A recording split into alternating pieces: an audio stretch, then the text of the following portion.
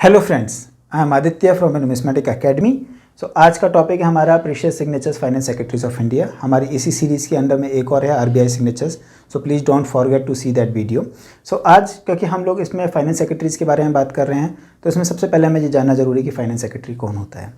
Finance secretary, अगर मैं ये कहना गलत होगा कि फाइनेंस सेक्रेटरी की सबसे इंपॉर्टेंट होती है कि बजट बनाना, फाइनेंस बजट बनाना, तो जिसके अंदर पूरे देश का कितना रेवेन्यू होना चाहिए, कितने एक्सपेंसेस होना चाहिए, उसकी प्राइमरी रिस्पॉन्सिबिलिटी होती है। और वो फाइनेंस मिनिस्टर का अगर मैं कहूँ तो राइट हैंड के बराबर होता है। उसके अलावा फाइनेंस सेक्रेटरीज की एक और रिस्पॉन्सिबिलिटी होती है जिसमें है कि वो 1 रुपये के नोट पर वो सिग्नेचर करते हैं। Yes, you heard me right कि फाइनेंस सेक्रेटरीज 1 रुपये के नोट पर सिग्नेचर करते हैं, जिस पे आरबीआई गवर्नर के सिग्नेचर्स नहीं होते हैं।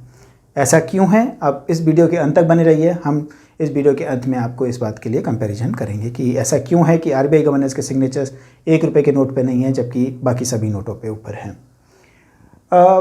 1 रुपये का नोट हालांकि 1917 के अंदर ही प्रिंट हो गया था, सबसे पहली बार ब्रिटिश टाइम के अंदर ही प्रिंट हो गया था, जिसमें कि ब्रिटिश की फ़ोटोज़ हुआ करती थी, जो 1926 के अंदर बंद किया गया एंड 1940 में दोबारा शुरू किया गया।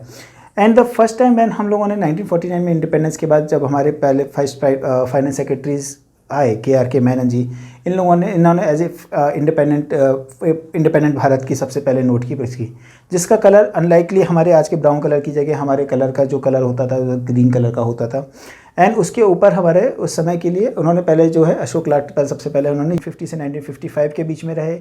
इनके बारे में अगर हम बात करें कि ये जो हैं, अगर हमारे उसके बाद इन्होंने आरबीआई गवर्नर बने 1967 से लेकर 1970 के अंदर।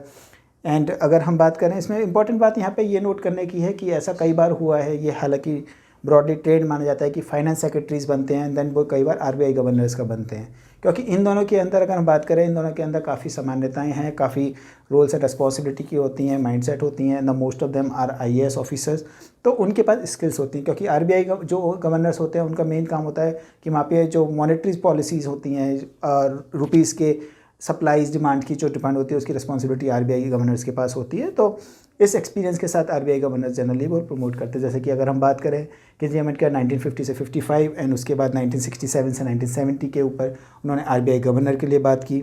अगर हम बात करें एस जगन्नाथ जी की, ये उन्होंने जो 1966 से लेकर 1968 के बीच में ये एज ए फाइनेंस सेक्रेटरी रहे और 1970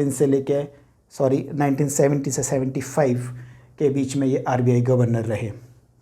आईजी पटेल जी जो 1968 से लेकर 1972 के बीच में फाइनेंस सेक्रेटरी रहे एंड 1977 से 1982 के बीच में ये आरबीआई गवर्नर रहे। मनमोहन सिंह जी 1976 से 1980 के बीच में ये फाइनेंस सेक्रेटरीज रहे, ये आरबीआई गवर्नर रहे 1982 से 85। उसके बाद 1991 के बीच में जब उन्होंने एलपीजी पॉलिसी उस समय वो फाइनेंस मिनिस्टर थे।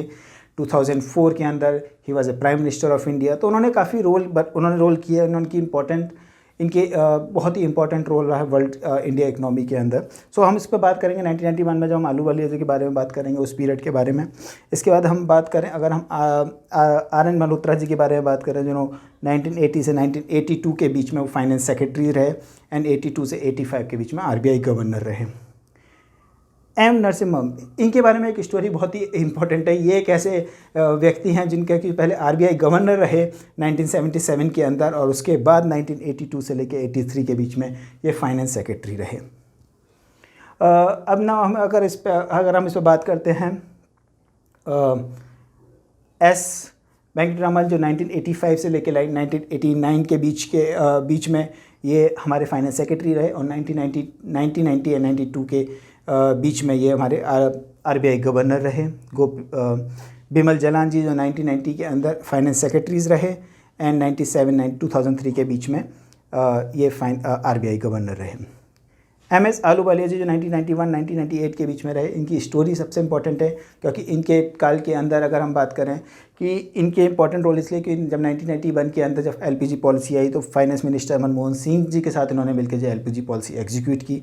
और इतना ही नहीं, इसी के टाइम पर इन्होंने 1 रुपीज़ नोट को प्रिंट करना बंद करा दिया। इसका मतलब ये था क्योंकि उस समय रुपीज़ की कॉस्ट उससे 1 रुपये से ज़्यादा आ रही थी। उन्होंने उसका डिसीजन लिया, उन्होंने कहा कि हम 1 रुपये के नोट को बंद करना ज़रूरी समझा, उन्होंने इसे बंद कर दिया।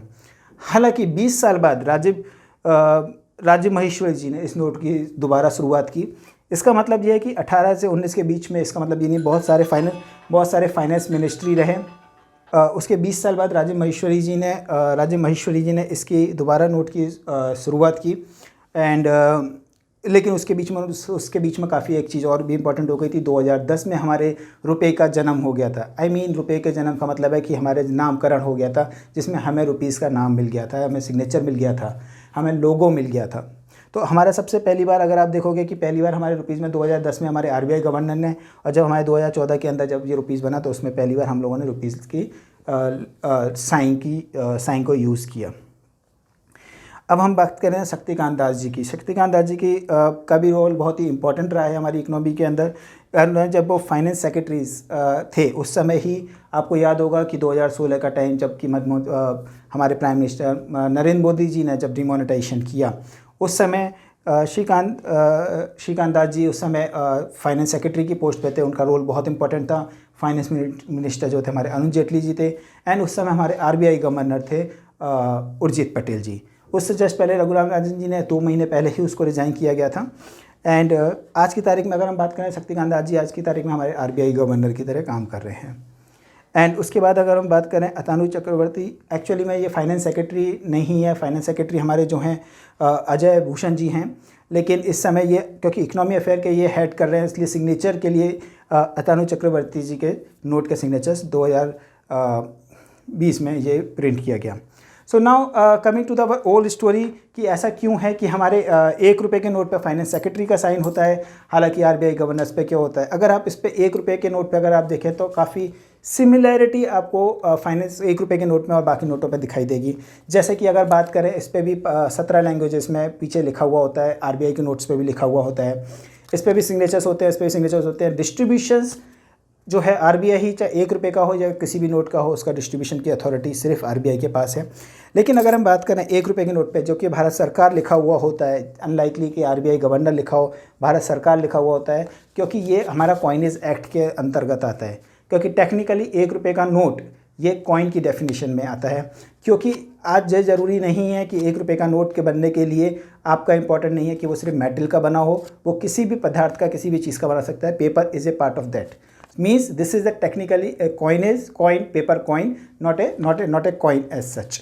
So इसका इंपॉर्टेंट है। और अगर हम बात करें ये नोट, अगर हम बात करें एस वेंकटरामन जी का 1985 का, तो उस समय जब नोट जो प्रचलित था उसी के नोट की अगर अपन बात करें, exactly same note, same direction, अगर आप उसकी बात करेंगे, इसका डायरेक्शन एग्जैक्टली सेम शेप का होता था। एंड अगर अपन इसको रिवर्स करेंगे तो अपन इसमें देखेंगे कि इसके अंदर ईयर जो है 1985 लिखा हुआ होता था, ताकि आपके हर नोट के अंदर ये बात लिखी होती थी। जबकि RBI गवर्नर ने ईयर सिर्फ 2010 से लिखना शुरू किया था, ना कि जिसमें। एंड 1 रुपये का नोट की शुरुआत जब भी हुई उससे पहले उसमें साथ में रुपये लिखा जाना होता था। एक और छोटा सा एग्जाम्पल लेते हैं। ये 1981 का सिक्का है, जो कि आपका RN मल्होत्रा जी के टाइम का सिक्का है, जिसमें कि अगर आप देखेंगे इसका साइज़ और इसका ईयर एग्जैक्टली सेम है। एंड अगर हम आज के सिक्कों की कंपैरिजन करेंगे, जो कि बहुत ही छोटा सिक्का होता है, और आज के सिक्कों के रुपए में हम देखेंगे तो इसमें एग्जैक्टली सेम कॉइन का साइज़ होता है। तो मैं आप लोगों से ये कहूँगा कि आपको अगर इसके बारे में और कुछ जानना है, हमारी ऑलरेडी न्यूमिस्मेटिक एकेडमी की एक ऑलरेडी बुक प्रिंटेड है, उसमें आप अपनी कमेंट कर सकते हैं और आप इसको जीतने का मौका ले सकते हैं। हमारे पास और भी बहुत सारी बुक्स प्रिंट की हुई हैं, लेकिन इसके ऊपर हमने स्पेसिफिकली फाइनेंस सेक्रेटरीज में, जिसके अंदर पूरी डिटेल लिखी हुई है किस सेक्रेटरी ने कब कौन सा नोट प्रिंट किया, उसके बारे में आप जान कर सकते हैं। I hope you like this video. Please watching other videos as well and subscribe our channel. Thank you very much. Aditya Singhal from Numismatic Academy. Thank you very much.